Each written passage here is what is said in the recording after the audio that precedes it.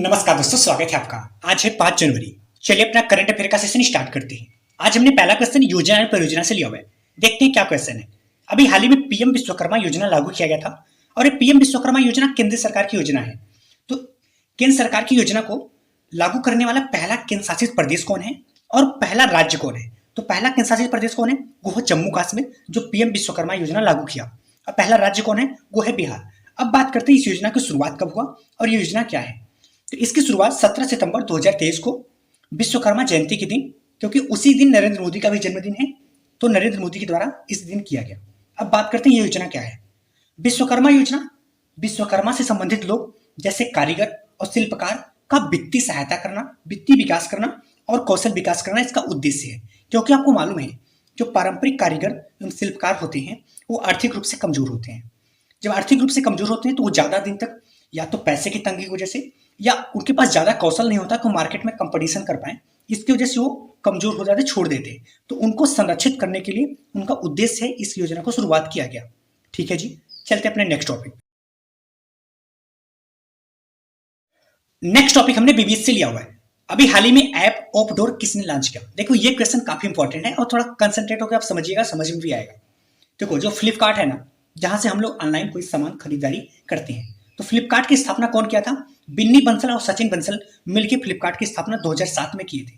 तो अभी हाल में बिन्नी बंसल और सचिन बंसल के बीच में प्रॉब्लम हो गया, जिसकी वजह से बिन्नी बंसल फ्लिपकार्ट को छोड़ के एक नया ऐप लॉन्च कर दिया जिसका नाम है ऑपडोर। तो कौन लॉन्च किया? बिन्नी बंसल के द्वारा। तो ये भी क्या फ्लिपकार्ट जैसा है? तो जी हाँ, ये भी फ्लिपकार्ट जैसा ही ऐप है। ये भी ई कॉमर्स ऐप है। ई कॉमर्स का मतलब जो ऑनलाइन खरीदारी में सुविधा प्रदान करता है। तो क्या काम करता है ये? तो जैसे फ्लिपकार्ट क्या होता है, कोई सामान प्रोडक्ट को दूसरे सेलर से लेके और बायर के पास बेचता है। तो ये क्या करेगा? ये ऐसा कोई प्रोडक्ट को बेचेगा नहीं, लेकिन ये क्या करेगा? स्थानीय व्यवसायों को बढ़ावा देने के लिए काम करेगा। जो भी बिजनेस छोटा करता है उसको कैसे बढ़ावा दिया जा सके।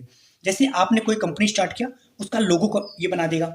प्रोडक्ट आप क्या करोगे उसका डिजाइन कर देगा। साथ में आईटी सेक्टर, मैनेजमेंट, इन सबको मतलब ये है कि छोटे बिजनेस को बढ़ावा देने के लिए काम करेगा। साथ ही में अभी हाल ही में और भी कुछ मुख्य ऐप लॉन्च किया गया, जैसे थ्रेड्स ऐप। तो ये ट्विटर का ही कंपटीशन जो कि फेसबुक मार्क जुकरबर्ग के द्वारा शुरुआत किया गया। और 112 इंडिया ऐप कौन? भारत सरकार के द्वारा शुरुआत किया गया, जो कि पुलिस से संबंधित है। ठीक है जी, चलते अपने नेक्स्ट टॉपिक पे। नेक्स्ट टॉपिक हमने योजना परियोजना से लिया हुआ है। हाल ही में के स्मार्ट परियोजना किस राज्य द्वारा शुरू किया गया? और एक के स्मार्ट परियोजना क्या है? देखो, के स्मार्ट परियोजना केरल के द्वारा शुरू किया गया। केरल के मुख्यमंत्री पिनरई विजयन के द्वारा शुरू किया गया। के स्मार्ट परियोजना क्या है? देखो, जैसे राज्य कोई योजना स्टार्ट करता है या कोई देश अपना कोई योजना स्टार्ट करता है, तो हम लोग सीधे अपने मोबाइल में ई कॉमर्स के माध्यम से देख लेते हैं। लेकिन जो कोई स्थानीय पंचायत, नगर पालिका कोई योजना स्टार्ट करता है, क्या हमको दिखता है? नहीं दिखता। तो इसीलिए स्थानीय निकाय को डिजिटल तक पहुंचाया जा सके, जिससे कि स्थानीय निकाय का जो भी पंचायत या नगर पालिका की योजना हो अपने मोबाइल तक सीधा देखा जा सकता है। इसके लिए इसको शुरू किया गया। तो इसके लिए क्या करना पड़ेगा? एक तो जो स्थानीय निकाय है उनको नेट के नेटवर्क से सीधा जोड़ना पड़ेगा। दूसरा, डिजिटल जो इक्विपमेंट है वो जरूरत पड़ेगा। तो वहां पे जैसे वाईफाई के माध्यम से नेट दिया जाता है, सेम वहां पे के स्मार्ट के फाई वहां पे लाया गया। दूसरा, डिजिटल इक्विपमेंट लगाया जाएगा जिससे आपसी कनेक्ट बन जाएगा। नेक्स्ट, हाल ही में अंटार्कटिका में सबसे तेज सोलो स्कीइंग का रिकॉर्ड करके किसने बनाया? सोलो स्कीइंग का मतलब क्या होता है? देखो, बर्फ में जो चला जाता है उसको स्कीइंग बोलते हैं, और स्लेज बर्फ में चलने वाली गाड़ी होती है। तो जो अंटार्कटिका महाद्वीप है वहां पे तो आपको मालूम है पूरा बर्फ है, बाकी ठंडी में तो बहुत ही ज्यादा बर्फ है। तो ये अंटार्कटिका को पार करने वाली सोलो मतलब अकेले और सबसे तेज पार करने वाले इन्होंने रिकॉर्ड बनाया। तो कौन है? वो है हरप्रीत चंडी। ये भारतीय मूल के हैं इसलिए इंपॉर्टेंट है, और ये उत्तराखंड के इस टाइम है। इन्होंने स्लेज को 31 दिन के अंदर पूरी अंटार्कटिका महाद्वीप को पार कर लिया स्लेज के माध्यम से। ठीक है जी, और ये अपने आप में विश्व रिकॉर्ड है। चलते अपने नेक्स्ट टॉपिक पे। नेक्स्ट टॉपिक हमने नियुक्ति से लिया हुआ है। हाल ही में यूरोपीय निवेश बैंक की अध्यक्ष बनने वाली पहली महिला कौन है? और ये यूरोपीय निवेश बैंक क्या है इनको भी देखेंगे। तो यूरोपीय निवेश बैंक की पहली महिला कौन है जो अध्यक्ष बनी है? वह है नादिया कैल्विनो। ठीक है, कब से? 1 जनवरी 2024 से, और ये स्पेन की है। अब बात करते हैं यूरोपीय निवेश बैंक क्या है। देखो, यूरोपीय निवेश बैंक की स्थापना 1958 में। इसका मतलब है, इसका उद्देश्य है यह निवेशकों को ऋण प्रदान करेगा। कौन से निवेशक के?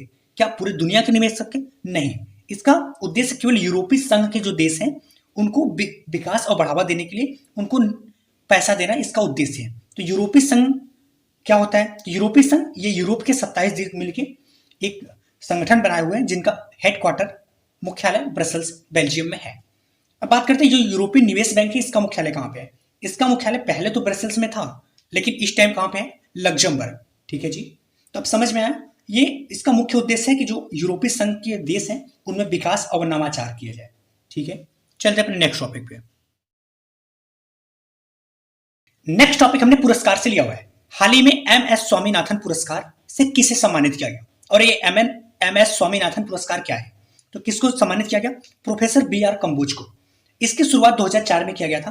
देखो MS स्वामीनाथन ये हरित क्रांति के जनक भी हैं, तो भारत में हरित क्रांति लाने वाले MS स्वामीनाथन है, तो उन्हीं की याद में इस पुरस्कार की शुरुआत किया गया। तो जाहिर सी बात है पुरस्कार एक कृषि संबंधित और हरित कृषि संबंधित ही होगा। तो जी हाँ, ये क्या है? ये खाद्य सुरक्षा और स्थिरता के क्षेत्र में जो उत्कृष्ट योगदान करता है उसको यह पुरस्कार दिया जाता है। इसमें राशि की बात करें, इसमें 2 लाख, साथ में एक प्रमाण पत्र दिया जाता है और ये द्विवार्षिक पुरस्कार है, प्रत्येक 2 वर्षों में दिया जाता है। तो इस बार किसको दिया गया? प्रोफेसर BR कम्बोज को। ये कौन है? ये चौधरी चरण सिंह विश्वविद्यालय के एक प्रोफेसर है। इनको जैविक खेती में उत्कृष्ट योगदान के लिए दिया गया। यह पुरस्कार किसके द्वारा दिया गया? यह पुरस्कार थावरचंद गहलोत के द्वारा दिया गया, जो कि वर्तमान कर्नाटक के राज्यपाल हैं। ठीक है, चलते अपने नेक्स्ट टॉपिक पे। नेक्स्ट टॉपिक हमने सम्मेलन एवं समारोह से लिया हुआ है। हाल ही में ब्रिक्स सम्मेलन किसकी अध्यक्षता में संपन्न किया गया? देखो ब्रिक्स क्या है पहले इसको समझते हैं और किसकी अध्यक्षता में इसको संपन्न किया गया। अभी तो इसको 2024 वाला जो ब्रिक्स आयोजित किया गया वो रूस के द्वारा व्लादिमीर पुतिन के द्वारा शुरुआत किया गया। देखो ब्रिक्स की बात करें तो शुरुआत में इसमें 4 देश थे, ब्राजील, रसिया, इंडिया, चाइना। तो उसका नाम था ब्रिक्स नहीं था, ब्रिक था। तो ब्रिक्स से ये शुरू हो गए। 2010 में इसकी बैठक साउथ अफ्रीका में हुआ, जिसमें बाद इसको साउथ अफ्रीका एक नया देश जुड़ गया। उसके बाद इसका नाम हो गया ब्रिक्स। तो B से ब्राजील, R से रशिया, I से इंडिया, C से चाइना और S से साउथ अफ्रीका। तो ये हो गया ब्रिक्स। यहां तक तो बात की ये हिस्ट्री की, मतलब पिछला। अभी हाल ही में ब्रिक्स का बैठक कहां पे किया गया? साउथ अफ्रीका में। 2023 वाला जो बैठक था वो साउथ अफ्रीका में किया गया और इस बैठक में 6 नए मेंबर को जोड़ा गया। ठीक है, अब देखो क्या हुआ। 6 नए मेंबर कौन कौन है? एक तो मिस्र, अर्जेंटीना, UAE, सऊदी अरब, ईरान, इथोपिया। इस बैठक में 6 नए मेंबर को जोड़ा गया जो कि 1 जनवरी 2024 से परमानेंट मेंबर होने वाले थे, लेकिन तब तक अर्जेंटीना के नए राष्ट्रपति बने जो कि अपने देश को निकलने की घोषणा कर दिया गया। ठीक है, तो अभी 5 देश नए जोड़े गए, 5 पहले थे। वर्तमान में इसमें कुल देश की संख्या कितनी होगी? 5 + 5 टोटल 10। ठीक है जी, इस बार का थीम क्या है? समान वैश्विक विकास। एक चीज और ध्यान दीजिएगा, इस बार जो ब्रिक्स सम्मेलन हुआ रूस के द्वारा किया गया, लेकिन इसके पहले ये ब्राजील में होना था। तो ब्राजील अव्यवस्था के कारण जो कि रूस में इसको आयोजित किया गया। ठीक है जी, धन्यवाद दोस्तों। अगर आपको करंट अफेयर को शॉर्ट नोट्स के माध्यम में डिटेल में पढ़ना है तो आप इस फैमिली के हिस्सा बन सकते हैं। धन्यवाद।